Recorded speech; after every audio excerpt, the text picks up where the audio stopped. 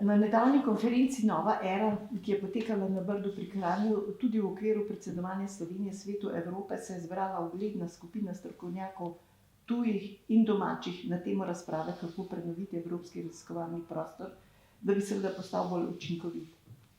Profesor Anderluh, kot predsednik KOSRIS-a, kot znanstvenik in tudi kot direktor Kemijskega inštituta, ki v zadnjih letih izkazuje vrhunske rezultate tudi v mednarodnem okolju, ste bili med govorci tega srečanja.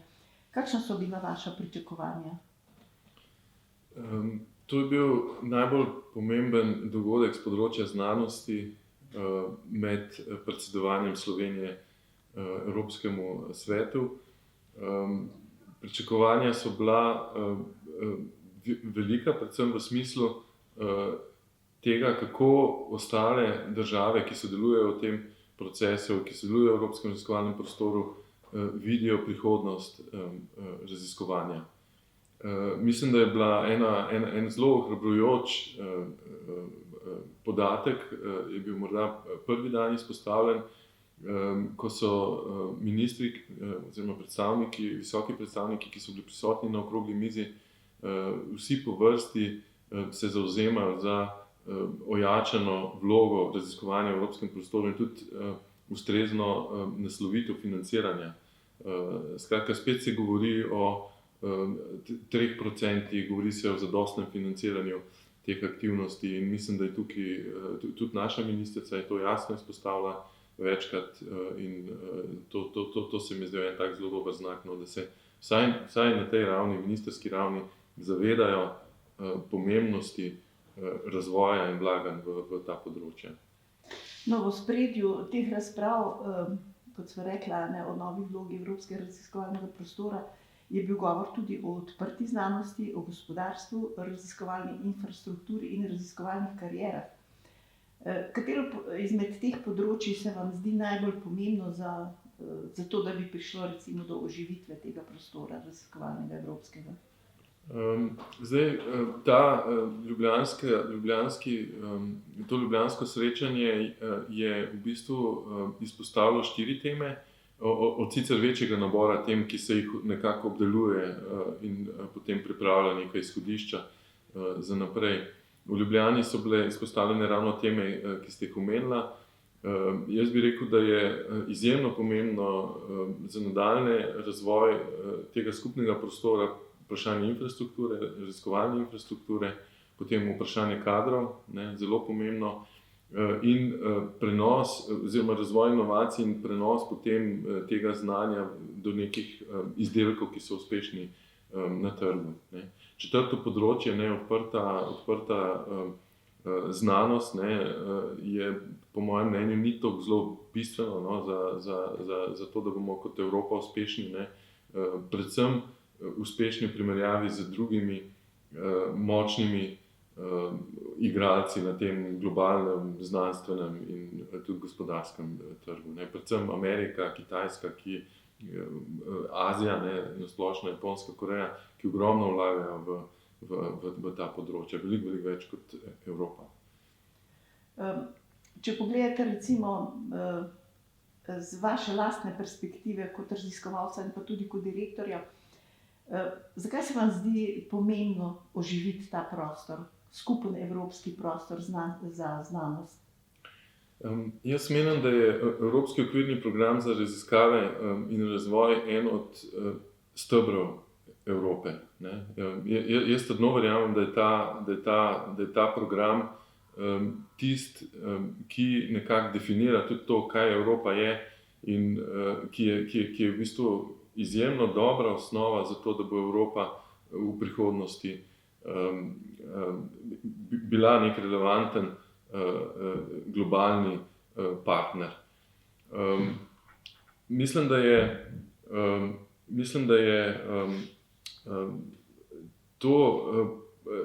se je izkazalo v zadnjem programu, da so se izkazale nekatere prednosti financiranja znanosti znotraj tega programa, pa tudi nekatere slabosti.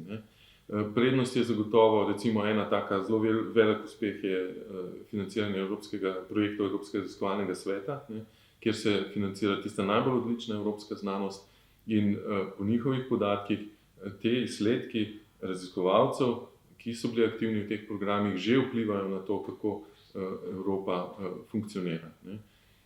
Drugo je, da Evropski okvirni program omogoča mreženje, omogoča sestavljanje konzorcijev, omogoča prenašanje dobrih praks, sodelovanje preko celega evropskega prostora, in to je en tak zelo močen povezovalen element, ki drži akademske inštitucije in podjetja tudi v Evropi skupaj.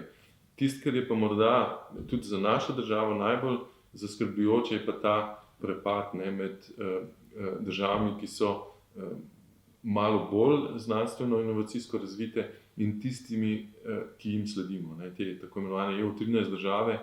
Ta prepad se, kljub temu, da je bila kar velika pozornost namenjena premostitvi tega prepada v prejšnjem programu, ni bistveno zmanjšal, in tudi za naprej, recimo, so predvideni tudi mehanizmi, s katerimi bi poskušali približati ta dva dela Evrope skupaj. V tem delu Evrope je ogromen talenta, ogromen neke kapacitete, ki ni ustrezno opolnomočena, izražena. To je seveda škoda za Evropo, in Evropa kot taka bo samo skupaj lahko napredovala v tej neki globalni sliki.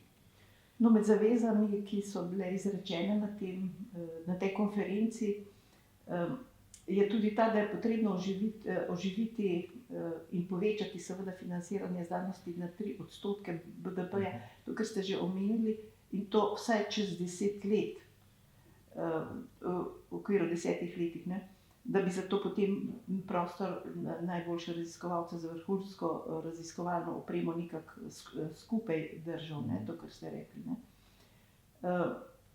Kako vidite vi to zavezo? Ja, brez tega ne bo šlo, če bo Evropa želela ostati, tako kot je rekel nemški predstavnik na tem ERA srečanju, tehnološko suverena. Evropa mora razvijati svoje tehnologije, zato da bo lahko konkurirala v tem svetovnem prostoru. In zato so potrebna sredstva, zato je potreben čas.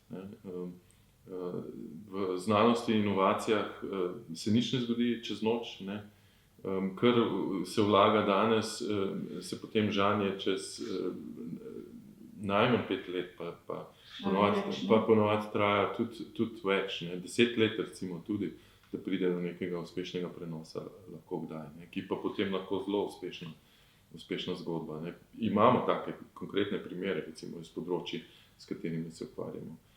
Tako da jaz mislim, da je absolutno treba vztrajati pri tej zavezi. Treba je poskrbeti za celotno vertikalo, vseh teh tehnoloških TRL-jev, se pravi tehnoloških razvitosti, kjer šepamo, v Evropi šepamo, v Sloveniji sploh. V Evropi so recimo v prejšnjem okvirnem programu inovacije, so bili zelo aktivni v tem prejšnji komisar Moedas, da bi se nekako inovacije posebej izpostavljene in priključile znotraj okvirnega programa, kar se je zdaj v novem programu zgodilo, so bili že prvi razpisi in se je izkazalo, da je to seveda zelo potrebno, ker je bilo interesa za to ogromno. Spostavil se Evropski inovacijski svet, ki bo komplementarno Evropskemu raziskovalnemu svetu skrbel za ta del inovacijski in prenos tega znanja, dosežkov znanstvenih do nekih praktičnih, uporabnih izdelkov ali tehnologij. Mislim, da je to zdaj v tem okvirnem programu, ki se je zdaj začel, mislim, da je to ta poudarek, ta nov moment, ki je zelo pomemben. Višina sredstev je pa tako, da pač je jasno, da bi na nacionalni ravni moralo to biti 1+2, se pravi 1 nacionalnih nekako sredstev in 2 potem še ta privatna vlaganja na ta področja, ki pa jih redke države evropske dosegajo. Tukaj je ogromno dela še za veliko evropskih držav, in Slovenija pa sploh recimo po teh kazalnikih pa že dolgo časa podpovprečna. Vse je zanimivo, ne? Mislim, to potrebo po inovacijah, ne? Se že kar, kot ste rekli, že v prejšnjem finančnem obdobju, ne, poudarjala, zdaj pravite, so že prvi razpisi, ne? In to intenzivno poslušamo že v času vseh teh leto in pol, 2 leti epidemičnih razmer. Zanimivo, da se je tudi predsednica von der Leyenova, ne, sama izpostavila tu in opozarja, da mora biti Evropa v znanosti postati bolj vodilna, inovacijska, ne. In ona je zelo plastično rekla, ni dovolj, da samo raziskujete, raziskovalci, ampak je treba s tem tudi kaj zaslužiti, ne. Kako vi to komentirate? Ja, točno to. Mislim, zdaj vseeno je treba malo poznati specifike in raziskovalnega dela na akademskih inštitucijah in prenašanja tega znanja na višje nivoje tehnološke zrelosti, ne. Zato obstajajo posebne kariere, ne, ki pač ki pri nas niso, recimo se malo ljudi odloči za to, ne, da bo nek dosežek, neko spoznanje iz laboratorijev šli prenašati preko odcepljenih podjetij, ne, do nekih izdelkov, ne. To zahteva čas, to zahteva določena znanja, ne. In tukaj pač mora biti sistem tako organiziran, ne, da omogoča in eno in drugo, ne, se pravi, in to kvalitetno, kakovostno raziskovalno delo na akademskih inštitucijah in po drugi strani morajo imeti možnost, da se za to odločijo raziskovalci, da vstopijo v ta inovacijski sistem in da potem podjetniški, ne, kjer so neka pravila, kjer so neka specifična znanja potrebna, ne, tudi, da ne govorim o namenskih sredstvih, ne, za razvijanje takih idej. Vse to mora biti na razpolago v smislu mehanizmov, ne, ki jih lahko uporabljajo, ko pač to potrebujejo, ne. In tukaj tudi mi nekako se zelo počasi obračamo v pravo smer, ne, ampak gre zelo počasi, ne. No, saj to zanimivo, ne, mislim, da ste omenili, ne, mislim, da od recimo neke ideje, prebojne ideje, ne, do aplikacije, ki je uporabna, je recimo dober primer, pa se ljudje kar ne zavedajo, da recimo te messenger RNA cepiva, ne, to so 30 let so raziskovali, recimo pri BioNTechu, pa Karikojeva v ZDA, ne. To so tak paradigma, ne, tega, kaj je tu potrebno, ne. Potreben je čas, da se iz teh znanstvenih dosežkov potem izkristalizirajo možne uporabe in potem tudi, enkrat, ko do tega pride, potem spet potreben čas, da se razvijajo izdelki, ne. Zdaj, cepivo proti covidu je pa izjemen primer, ne, kako je to v bistvu uspelo narediti v enem zelo kratkem času, ne, ker je bila tehnologija delno že dodobra razvita, ne, se je potem samo prenesla na ta konkreten sistem, ne, in ogromno fokusa je šlo v to, ne, ogromno pozornosti svetovne znanstvene javnosti, sredstev, vsega, ne, kar je pač seveda bilo smiselno, ker je to izjemno težek zdravstveni problem. Ponavadi pa ne potekajo stvari tako, ne, ponavadi pa traja nekaj časa, ne, in družbe morajo biti na to pripravljene, ne. To je zelo nehvaležno, ne, politika se tega blazno otepa, zato ker ne nudi takojšnjih, ne, odgovorov, ne.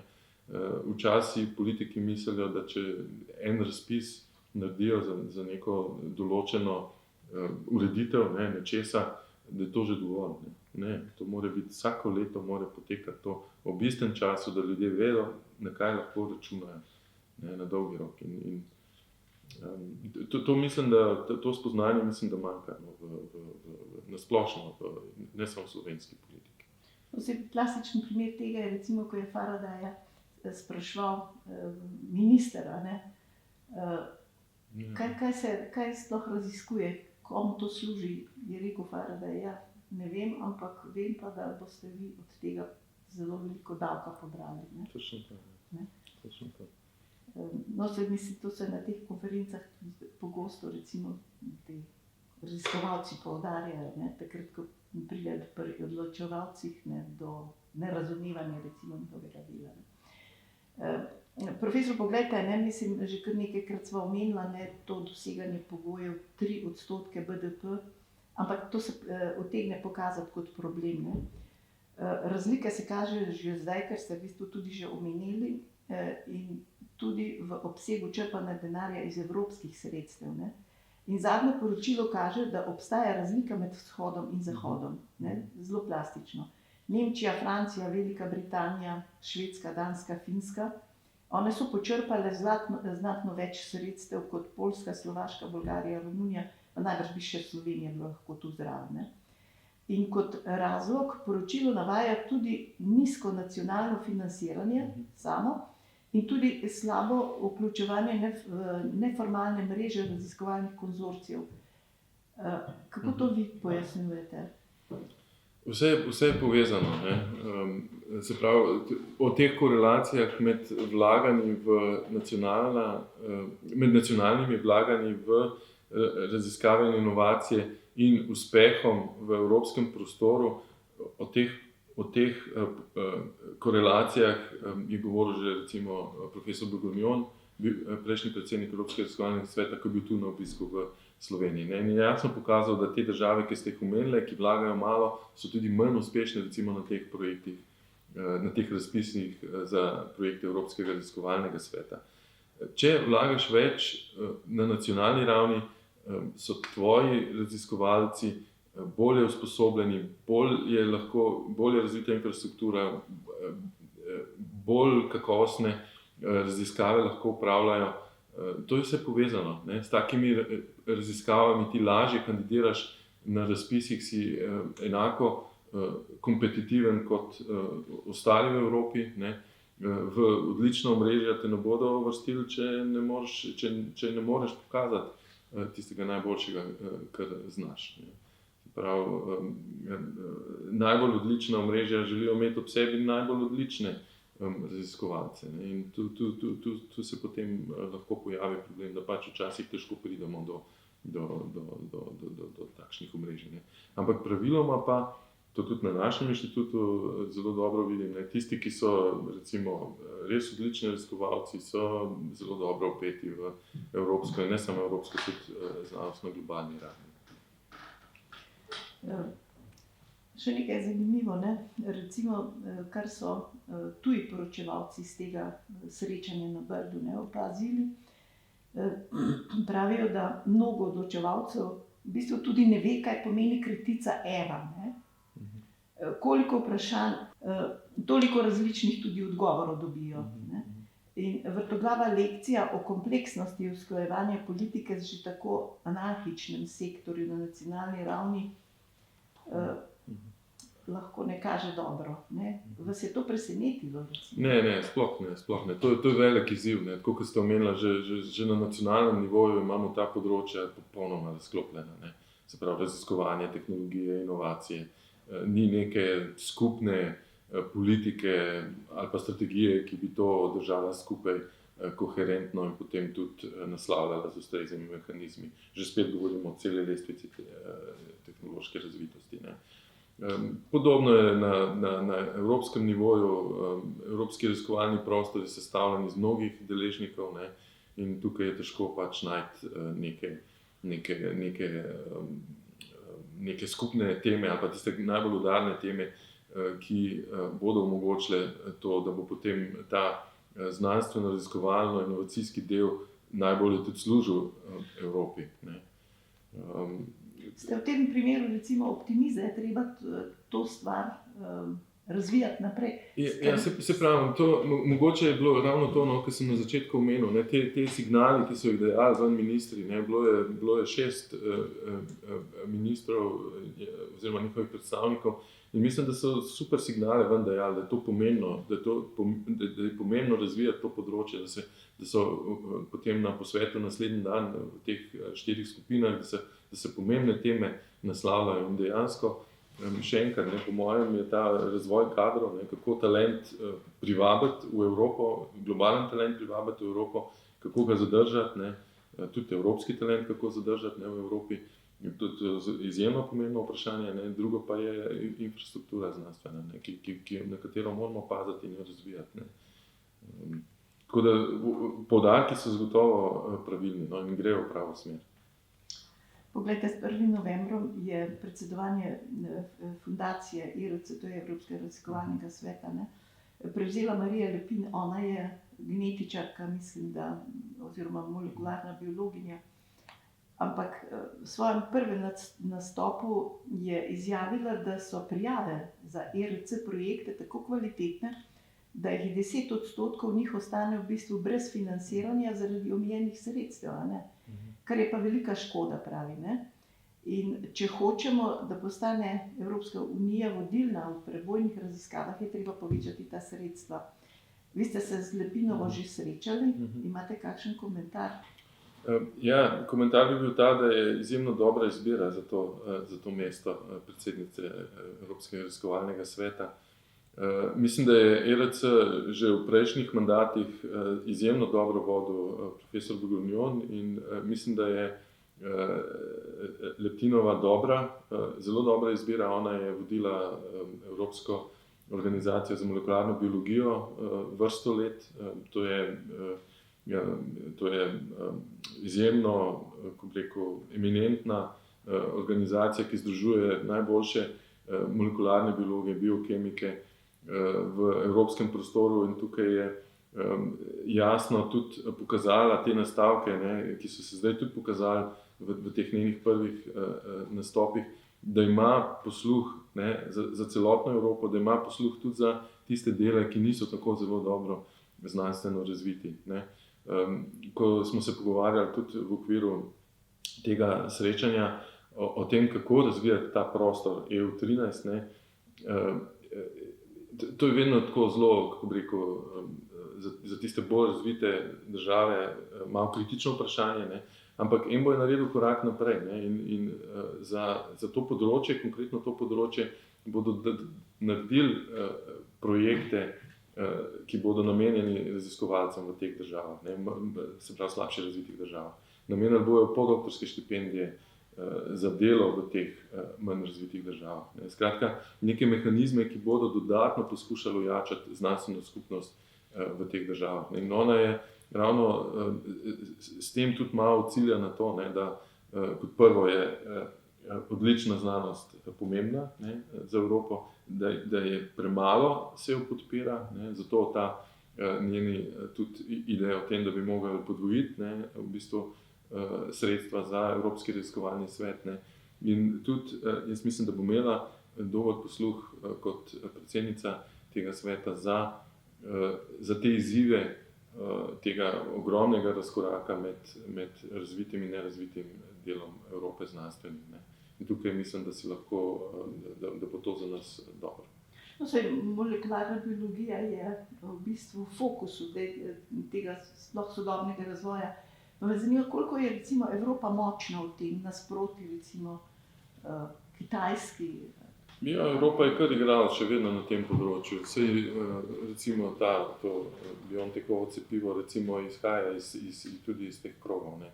Tukaj recimo se Evropa izkazala, da je zelo hitro odreagirala, da je to zdaj eno od glavnih cepiv, ne, ki je trenutno na razpolago. To je samo en tak primer, ampak tudi na drugih področjih je še vedno v zelo dobri kondiciji.